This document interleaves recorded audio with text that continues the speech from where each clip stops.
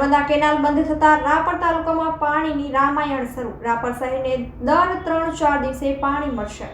વાગડ વિસ્તારના રાપર તાલુકાથી પસાર થતી કચ્છની નર્મદા કેનાલમાં આજથી 2 મહિના માટે રિપેરિંગના કામ માટે પાણી બંધ કરવામાં આવ્યું છે. એટલે આગામી દિવસોમાં સામખિયાળી ખાતેના સંપથી રાપર તાલુકાના 97 ગામ અને 227 વાંઢ વિસ્તારમાં અને રાપર શહેરને પાણી દર 3 દિવસે પાણી વિતરણ વ્યવસ્થા કરવામાં આવશે.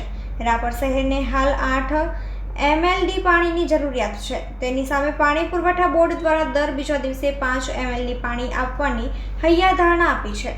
પરંતુ ગત વર્ષે પણ 5 MLDની જગ્યાએ 3-3.5 MLD પાણી આપવામાં આવ્યું હતું, જેના લીધે રાપર શહેરમાં દર 3-4 દિવસે પાણી મળતું હતું. એવી જ પરિસ્થિતિ આ વર્ષે પણ ઊભી થાય તેમ છે.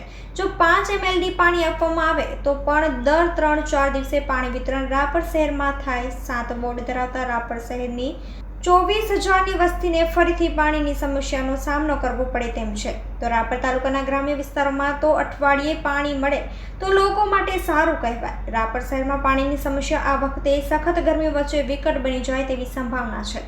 તો રાપર નગરપાલિકાના ચીફ ઓફિસર રવાજી જાડેજાએ હાલ પાણી પુરવઠા બોર્ડને 5 MLD પાણી નગરપાલિકાને આપવા માટે પણ પત્ર દ્વારા માંગણી કરી છે. પરંતુ સમગ્ર તાલુકા વચ્ચે 12 MLD પાણી મળે છે. તો રાપર શહેરને પાણી પુરવઠા પ્રમાણમાં ક્યાંથી આપવામાં આવે? રાપર શહેર અને તાલુકામાં દરરોજ કે એકાંતરે 30 MLD પાણીની જરૂરિયાત છે.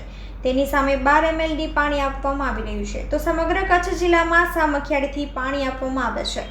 તો તે મુજબ રાપર તાલુકા અને શહેરને પૂરતા પ્રમાણમાં પાણી મળે એવી સંભાવના ઓછી છે. એટલે નગરપાલિકાની પાણી વ્યવસ્થા માટે પરસેવો વળી જાય તેવી પરિસ્થિતિ નિર્માણ થાય તેમ છે.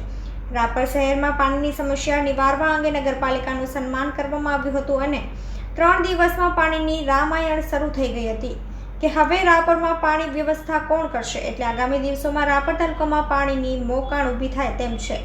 તો રાપર તાલુકાની 3.5 લાખની વસ્તી અને 3 લાખ જેટલા પશુઓ માટે પાણી માટેનો એકમાત્ર આધાર નર્મદા કેનાલ પર છે. તો નગરપાલિકા કે ગ્રામીણ વિસ્તારોમાં આવેલી પંચાયત દ્વારા ભાગ્યે લોકલ સ્ત્રોત પાણીના ઊભા કર્યા છે.